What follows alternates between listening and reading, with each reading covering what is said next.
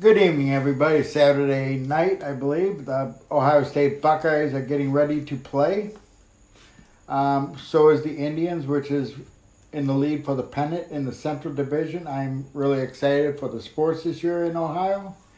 But, I've shared a lot of it about the stroke and the cardiac arrest that I had. But I want to share a little bit about part of it in a different way on exactly what happened. And some may think I'm nuts or senile, but I'm not. I know what I've seen, and I know God was real. God is real, and that's the only reason that I'm here today. Let's see, I'm trying to read what's this. If you're watching, if you could please say hi so I know if you're watching, I would appreciate it. My roommate must have called 911. I don't remember it. My friend Terry and Candace said I was talking to him on the phone with real slurred speech.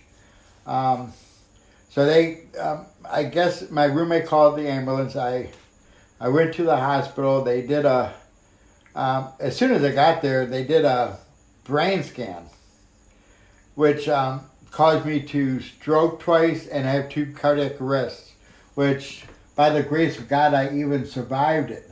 But I remember I don't know when this was, but I heard my sister cry, and they didn't give her much hope that I was going to survive that night. But shortly after the chaplain came and prayed with me, and I kicked him. I don't know why I kicked him. But during one of the times that I died, and this is what I'd like to get into, and I know it's real, folks, and I hope you believe me, and I hope you take it serious.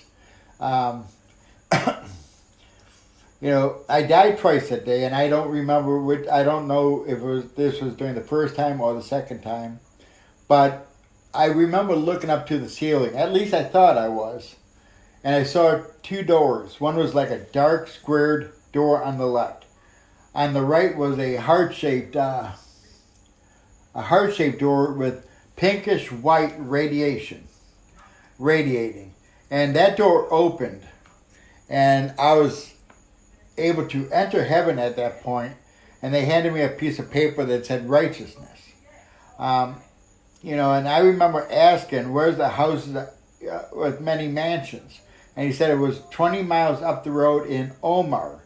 And I ended up in Oman at first, but I never made it to Omar. I came back or something happened.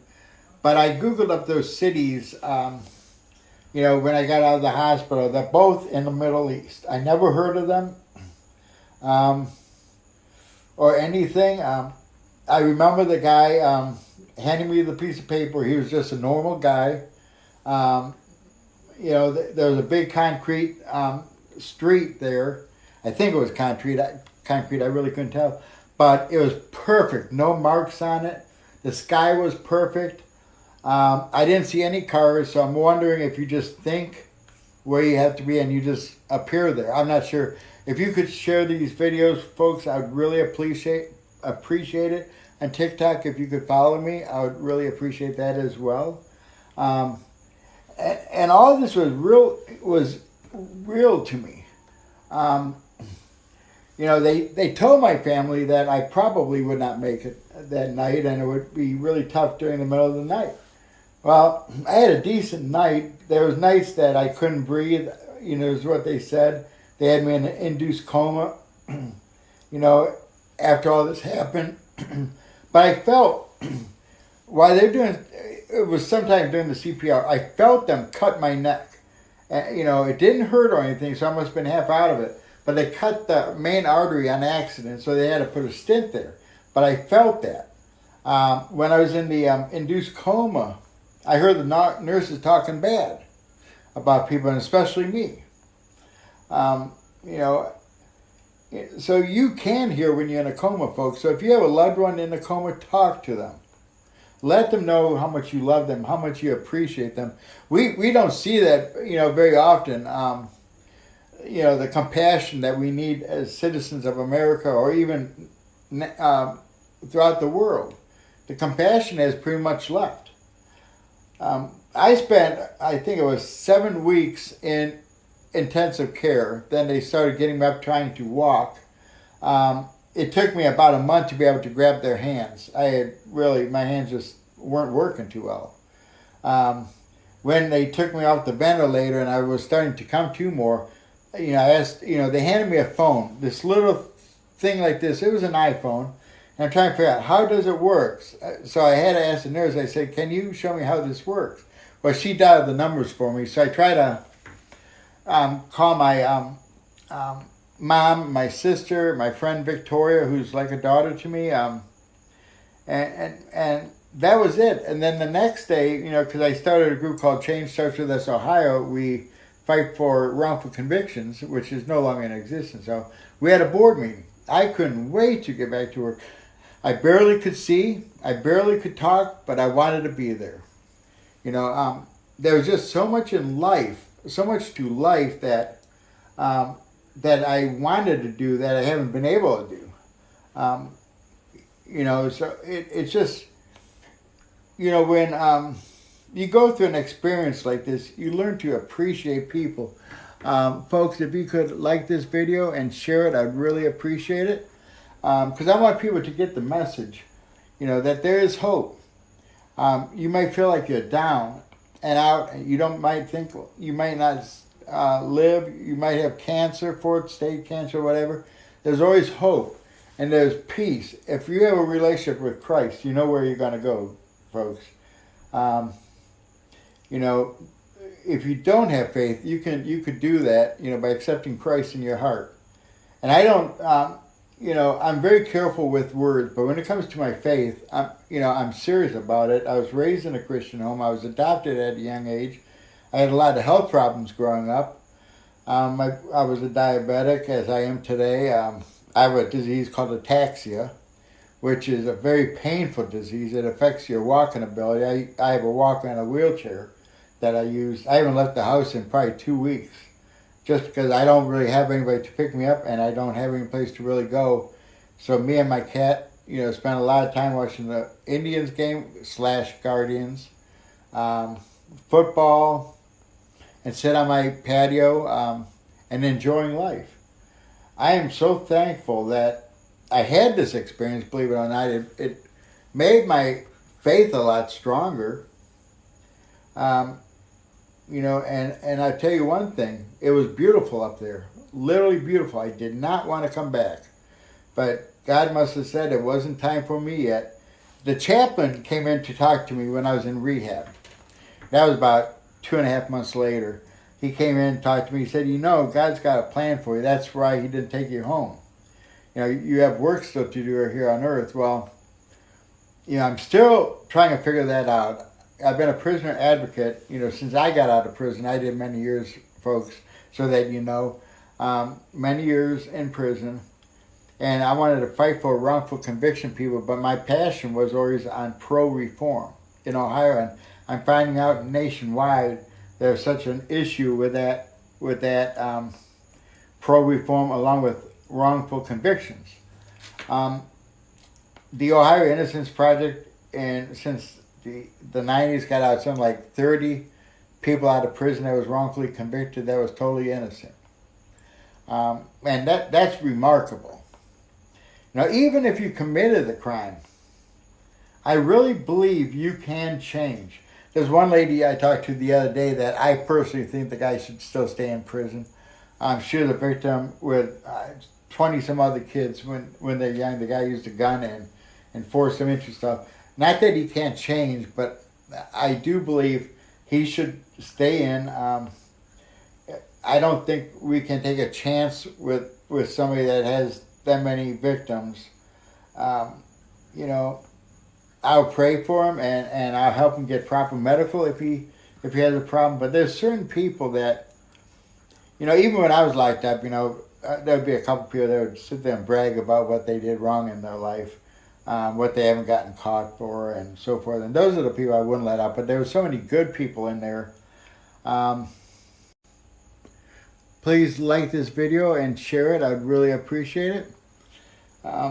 And follow me on TikTok, Facebook. Please share this video. If you're watching, please say hi, because I can't really tell who's watching. The way they changed, YouTube around, Facebook around, you just can't tell who's watching anymore. I know I tagged quite a few people. Sometimes they watch, sometimes they don't. I try to tag people on TikTok as well. Sometimes they watch, sometimes they don't. There's just so much to that experience. I was on a feeding tube for many days, for a long time actually, and one day it was halfway coming out and the stuff tasted awful. So they said, well, you can't eat till you see. I called her the swallow lady. She gave you a test to see if you could swallow. You can't eat till she tests you. She tested me 3 times. I failed. So I said, screw this. I stepped on the tube, pulled the whole thing out of my mouth, and went on strike till they fed me. And I was a diabetic. Don't think I didn't sneak food in there. I did, like candy bars and so forth. But also at the beginning, when I went through cardiac arrest, I aspirated. So I had pneumonia, which didn't help. My fever went up to 104. I remember the doctors saying something, and they told me later they put me in a bed of ice to bring the temperature down. And that lasted for 2 or 3 days. But, when you have a stroke or cardiac arrest, you just don't have time to say you're not going to eat. So things happen. I do not know why. Is anybody watching on YouTube? On Facebook. I'm just really excited that I have this opportunity today. And so many of you might have gone through similar situations. You might have had a family member that passed away or that went through a life-death experience. It seems like, what happens if you're in the middle of a lake and you're not really a Christian? You yell, oh God. People ask for God's help when they're in trouble instead of thanking Him while you're alive for everything He's done. And, that's pretty much how I feel on that. My faith has always been strong, but I was doing a lot of wrong things. And I knew I needed to straighten up on the things that I did wrong. I needed to remember 1 John 1:9, where it says, He is faithful and just to forgive us our sins and cleanse us from all unrighteousness. There was people in my life I needed to forgive. There was people I needed to ask them to forgive me. And I remember when I first got locked up, this pastor told me to memorize Romans 8:28 because you're going to need it. And it says, we know that all things work together for good to those who love God. And I believe that too. Study your Bible, read your Bible. It's a lot of history in there. In Isaiah, it talks about Jesus Christ. It says, Wonderful Counselor, Prince of Peace. That's Jesus. So He is in the Old Testament. And it says in the beginning was the Word was with God, the Word was God. That's also Jesus Christ, the Word. There's so many untruths that people tell about the Bible. And sometimes I'm outspoken on some of this, and I'm sorry, but I need to share my faith, and I need to share the truth about my faith and about what God has done in my life. I accepted Christ at the age of 13 at Palm Heights Baptist Church. I remember it was a Sunday night, and the pastor's name was Reverend Bueller. I wanted to be just like him. He had these long sideburns, like Elvis Presley. So when I was old enough to grow sideburns, I had real long sideburns, but they were blondish red. So I had to shave them off because I didn't really care for the color. But I went up that night. My mom didn't even know I was going to do this. And I was 13. I'm not sure. I remember the message really hit home that day. And in our church they had altar call. In morning and night. They don't no longer have night services due to the lack of people. So they have 2 daytime services in the morning. And that is Palm Heights Baptist Church. If you're in the Parma area or Palm Heights area, please stop by that church on a Sunday. The first service, I believe, is at 9:45. You can look up Paradise Baptist Church in Addison. They have a wonderful pastor. They dress casual. When I went to church there back years ago before I got locked up, everybody wore suits. Nobody would smoke in the parking lot. Now you see people lighting up as soon as they walk out of the church. I always waited till I was off church property. Not that it makes any difference because God knows what you do anyways. But that's a wonderful church. And I kind of wish I could attend it, but I live 2 hours away from Cleveland. I live in Columbus, Ohio. For those of you that don't know where Columbus is, it's the capital of the state of Ohio. You would think a city like Cleveland would have been, but they picked Columbus, and it was actually, I think it was in Chillicothe before it was in Columbus, and if I remember correctly, there was a fire that burned down the building. I love history. My sister was a history teacher, and I still read a lot about history. So this whole thing that happened, brought me really closer to Christ. I knew that I needed to make changes in my life. Oh, before I go any further, there was a doctor every morning. He wore white, all white. He was bald. He was short. He'd go behind my bed, check the monitors and stuff, and he would say, "Good morning, bud." Every morning he did that until one morning I did not see him. So I asked the one nurse, what happened to that doctor, the short, bald one that wore all whites? He said, well, first of all, doctors don't wear white here. Secondly, we don't have a bald-headed doctor. So I wonder if that was an angel, because I no longer saw him. And even when I got out, I tried to find him, and nobody knew who he was. So I do believe angels are here on earth, and they help God with what God needs to have done. But I appreciated all the prayers. My sister, did a website, so people could follow, what was happening with me, because my Facebook page got shut down, and we had quite a few followers that kept calling up at the hospital. I think they said the first night there was over 200 calls. So they asked my sister to come up with a passcode. So they did. So my little sister put together a website that would go through my progress, and I forget the name of the website, but it's free. And if you have somebody that's sick, you might want to Google up free websites, for the disabled, for the sick, and go from there. If you'd like to email me, you can at KronenbergerJD@gmail.com. Again, that is KronenbergerJD@gmail.com. I do YouTube videos. A lot of it's on prison reform, but I need to honor God. Just as we, look at man and lift man up so high, we need to lift God above them. Folks, I really appreciate each and every one of you. Please share the videos. And let's go from there. No likes yet. The other day I had over 1,000 likes on football. But when it comes to faith, you don't quite get as many.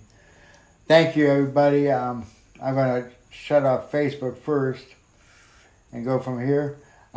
TikTok, it's always a privilege to be with you, and I appreciate each and every one of you. God bless you.